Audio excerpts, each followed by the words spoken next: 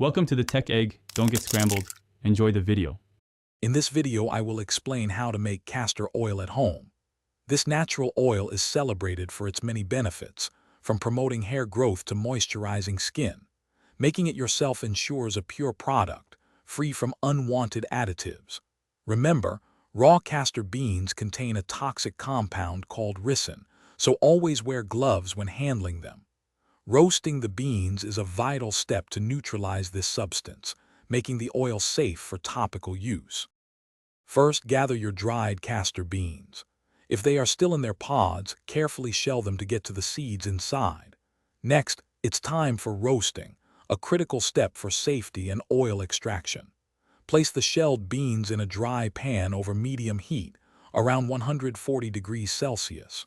Roast them for approximately 20 minutes, stirring constantly until they turn a nice golden brown. This process helps neutralize the ricin. Once your roasted beans are cool, transfer them to a blender.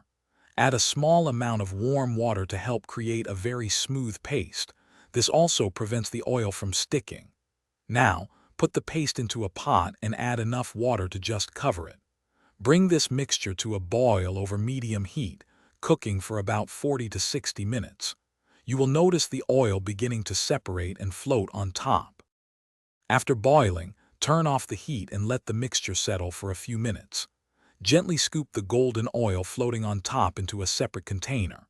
For extra purity, strain this oil through a fine cheesecloth.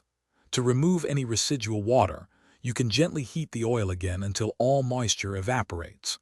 Once cooled, transfer your pure, homemade castor oil into a clean, airtight glass bottle for long-term storage. Thanks for watching. Consider subscribing if I helped unscramble your problems.